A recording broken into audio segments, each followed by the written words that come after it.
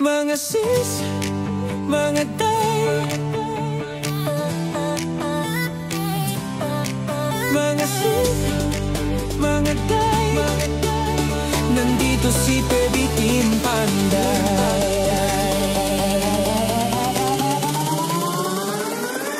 Kay Baby Team Panday, ang pabahay nakasalalay, may buhok na nakalugay, matang mapungay, minsan nakakatunaw. Pag nakadress ay grabe, puso namin napapawaw. Mga sis, mga day, si Eder, Baby Team Panday. Sa trabaho di pa patay-patay, mahalagang hanap buhay. Mga sis, mga day, si Baby Team Panday talagang idolo. Pag siyang gumawa at trumabaho, kahit minsan pagod, okay lang may smile sa dulo. Mabilis kumilos, di pa dalos-dalos, di pwedeng sukat ay kapos, kundi lagot kay pugong niyang boss. Palaban din sa kalokohan, pag hinamon agad susunggaban, alang-alang sa pamilya at mapasaya ang masa. Mga sis, mga day,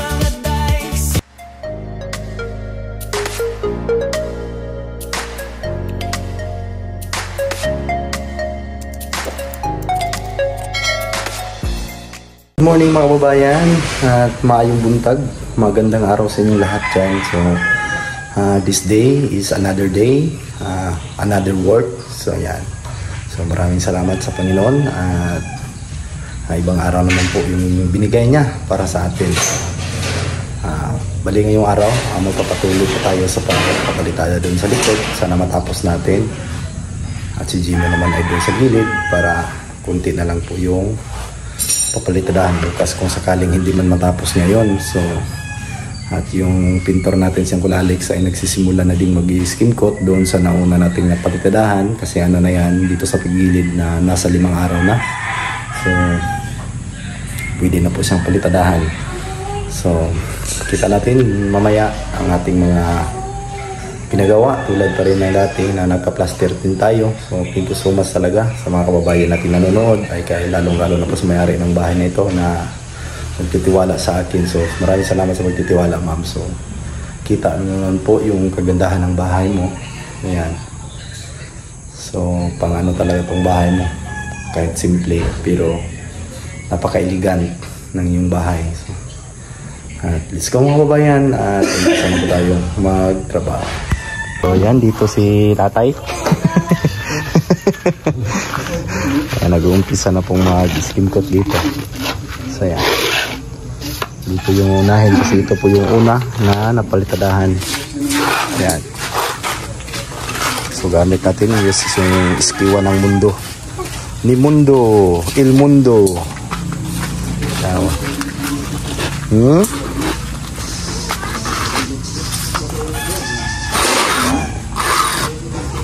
So mga dalawang ano lang po ito, pahid.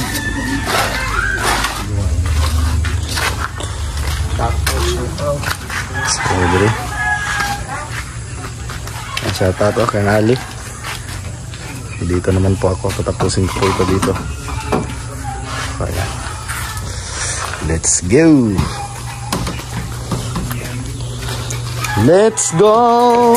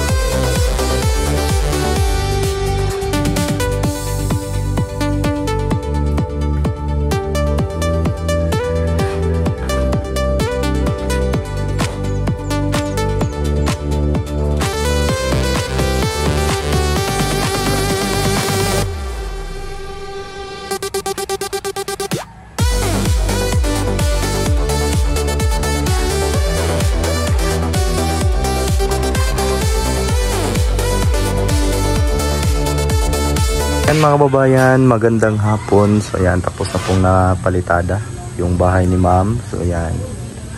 So pusti na lang yung tatapusin. So ayan, yung mga pusti na lang. So dito, dalawang pusti na lang yung tatapusin. Ayan o. Tirader. So ayan.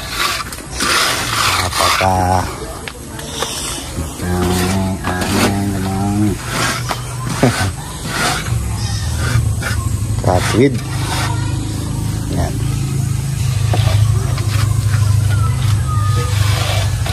So, tapos na ang palitada. So, yan. So, proceed na po tayo dito sa pag-skim coat. At si Uncle ay, ayan na, nag-uumpisa ng mag-skim coat kanina. So, ayan, ito po yung ito ay first coating pa. So, iba talaga pag magaling. Ayan, dalawang patong lang po ito. Tapos na. So, liha agad para makapag-primer na po tayo. So, ayan. Yan na po yung ginawa niya Uncle Alex. So, hindi na lang doon sa likod. Susunod naman natin yung tiles dito. Bukas ay pwede na itong ma-tiles. Ayan.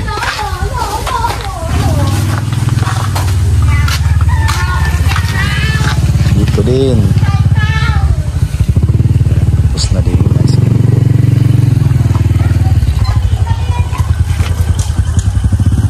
abangan di ka Col, abangan di ka, puting puti na.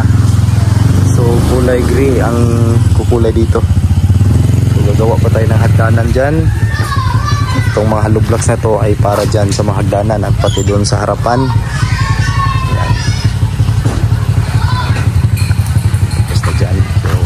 Kimbot na lang talaga ito.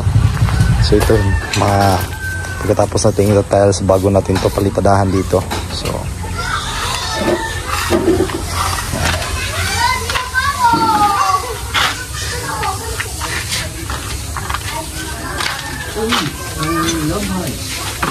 malaki na naman yung ulan na paparating. Madilim yung kalangitan. So yan, kunting ano na lang to.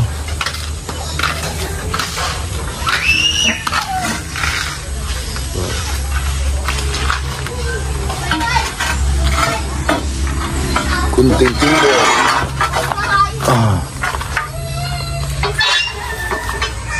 Pa po tayo mga PVC. Ayan, nakikita nyo yung downspout na yan. So wala pa tayong meron ng PVC dyan para dyan, pero hindi pa natin naikabit. So kakabit natin yan tapos natin dito. So siguro yan ang yung mahuhuli at para matapos na po tayo dito sa ating project. So yan, kunti na lang tiles at saka kisame, railings, yun na lang yung gagawin dito. So yan, napakalaki din ng ano ni ma'am, parang tiris niya. So galing dito sa pader na ito is 2 meters po yan hanggang dyan sa may poste. 2 meters by 6 meters po yung haba niya ay 6 meters. So bali yung lapad niya ay nasa 2 meters. So at may nag-iwan pa ko ng space dito. Ayan, nasa mga 2 meters din yung layo galing dito sa may poste hanggang doon sa may pader. Ayan, yung may tangad, yung lemongrass. So nasa mga 2 meters din po yan. So malaki pa po yung dito sa may harapan. So baka Isa lang kasi yung gate nila. So bali itong area nila ma'am ay nakapader na po ito. Dito paikot hanggang doon. So bali parang 600 square meter yata yung ano nila dito, lupa. So nakapader na po at safe na po sila dito ni ma'am. So at matagal pa yun makauwi si Ma'am Yasmin kasi kakabalik lang po niya doon. So importante ano na yung pira na pinaghirapan niya doon sa abroad ay ito na, makikita na po niya yung outcome. So makikita na niya yung pinaghirapan niya doon sa malayong lugar. So ayan, yung kasama natin dito is yung PVC pa rin, PVC polywood. Ayan, iba yung style niya, may groove. Ayan. So sa loob naman ay iba. Yan po yung ano nila. Tingnan niyo po yung kwarto. Ayan, so napakalinis sa loob mo mga kababayan. Simple lang po dito sa labas, pero pagdating sa loob, grabe, ang ganda. Napakalinis sa loob. So malinis talaga kasi white. Malinis siyang tingnan. So yan. So parang simento lahat. Parang hindi yung cement board yung pinabit natin. Ito yung ano dyan. Basta maganda yung pagkapintura, maganda yung pagkamasilya. So ganyan talaga yung mangyayari. Yan. So ito ano pa to, tamang-tama po ito pagbalik namin sa susunod. Tuyong-tuyo na po ito at lumalabas na po yung ano, titirahan natin to na ano, neutralizer. So yan, ito yung mga nauna. Ayan, skim kuta na.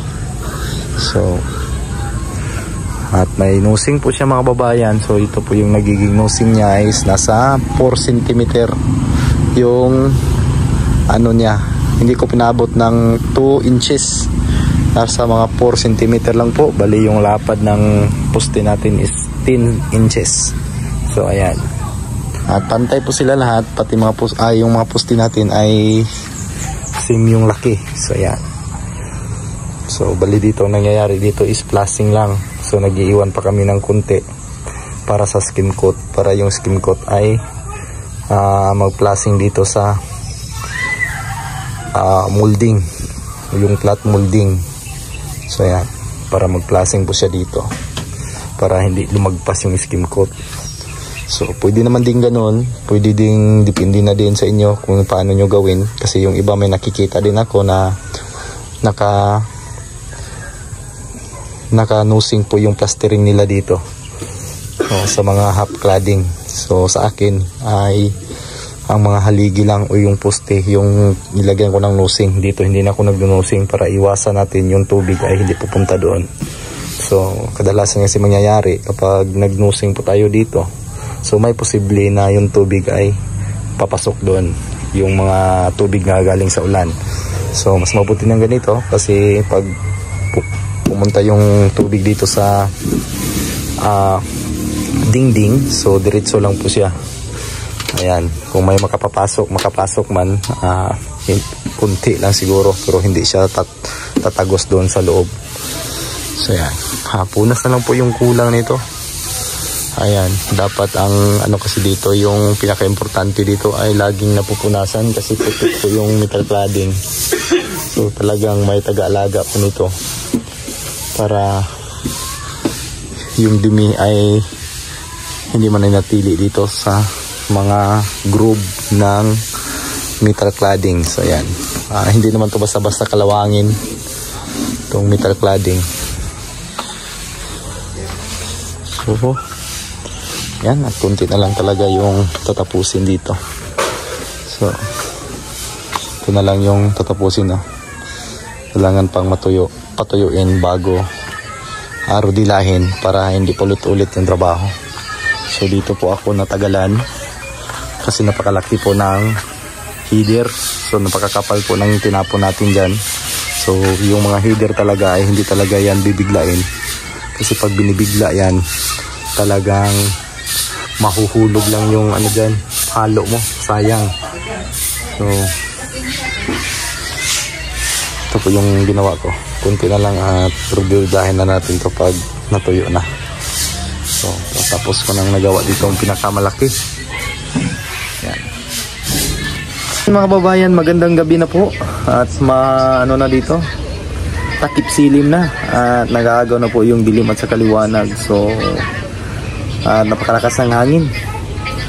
Hindi tumuloy yung napakalakas na ulan. So pinalitan ng malakas na hangin. So yun mga babayan lang yung update natin ngayon sa ating ginagawa.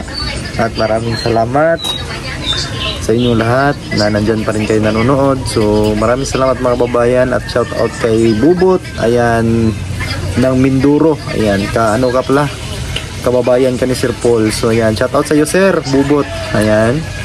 So maraming salamat sa laging panunood at sa pagsuporta ng aking munting channel at sa pag appreciate ng ating mga ginagawa araw-araw. So thank you so much sir, at God bless po at sa buong pamilya mo dyan.